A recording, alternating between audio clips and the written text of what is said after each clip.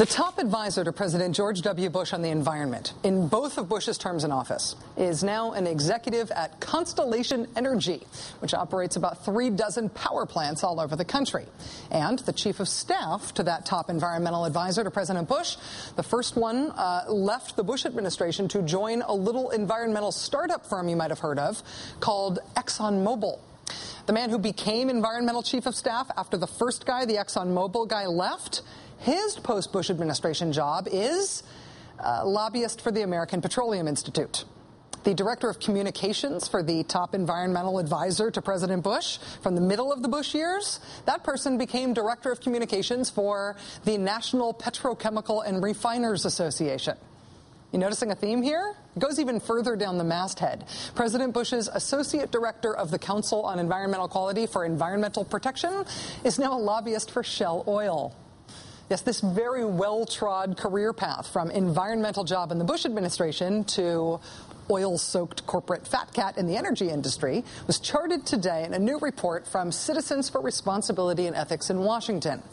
It's helpful to keep in mind as the world convenes in Denmark to try to do something about climate change, and as America's conservatives lead the charge to stop the world from doing anything about climate change. Republican Senator Jim Inhofe of Oklahoma has for months been breathlessly talking up his own planned trip to Copenhagen to try to undermine President Obama's visit there next week. I'm going to go to Copenhagen. I think somebody has to be there, a one-man truth squad. I have been the lead senator standing up and exposing the science, the costs, and the hysteria behind global warming alarmism. And I will be traveling to Copenhagen, leading what has been called in the media as the Truth Squad. The Truth Squad, his one-man Truth Squad, is actually now a three-man Truth Squad because Senator Inhofe has persuaded a couple of friends to go with him to Copenhagen. Senator John Barrasso of Wyoming will be going, and someone whose identity Senator Inhofe said until recently was a secret.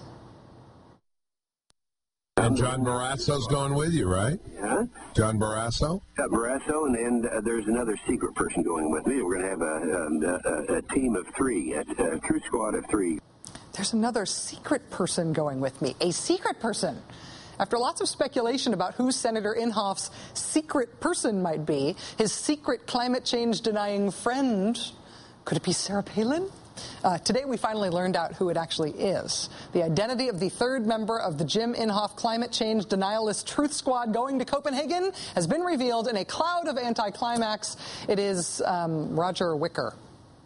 Roger Wicker, who not many people know, is a United States Senator from Mississippi.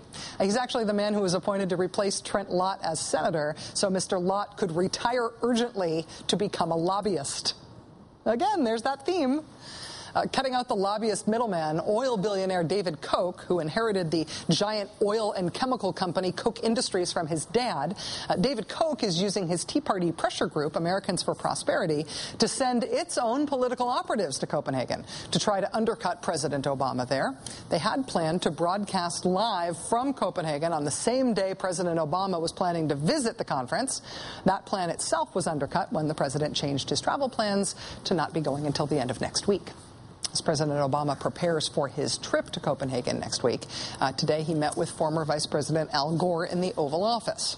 But as he prepares to go now, at least there's no mystery and really no subtlety at all about who and what he is up against. Joining us now is Melanie Sloan, Executive Director of CREW, Citizens for Responsibility and Ethics in Washington. Melanie, thanks very much for coming on the show.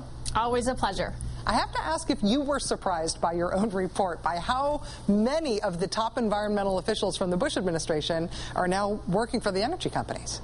Right. Well, first, maybe it's a little bit of a misnomer to call them environmental officials in the first place, maybe anti-environmental officials. So, no, it's not really a surprise. Most of them were busy carrying the industry's water while they were in the Bush administration in the first place. Is there an important takeaway from all this politically, though? Is there something we should be learning from this information about the career choices of the, as you say, sort of environmental officials from the Bush administration?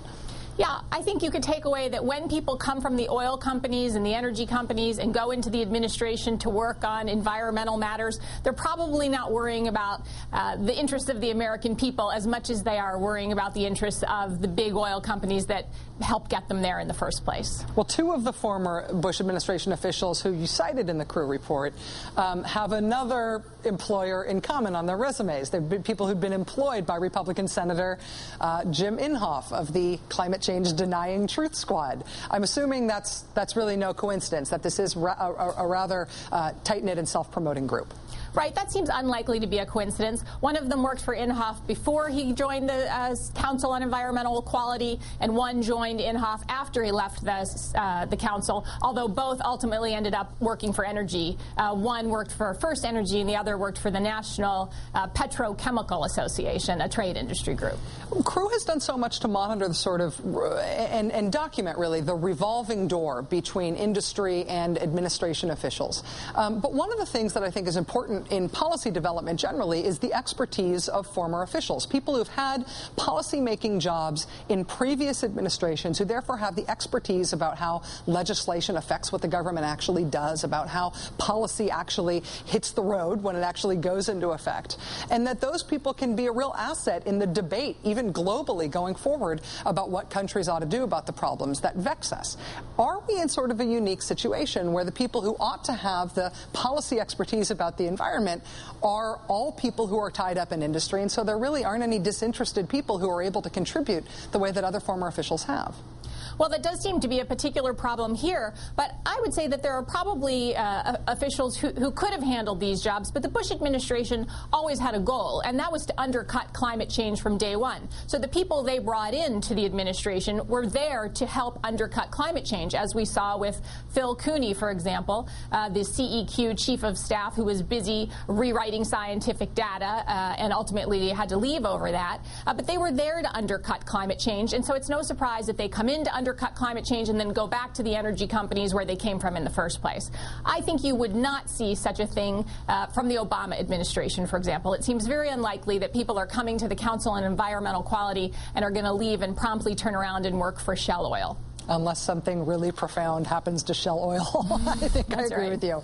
Melanie Sloan, Executive Director of Crew, Citizens for Responsibility and Ethics in Washington. Thanks very much for joining us tonight. Nice to be here.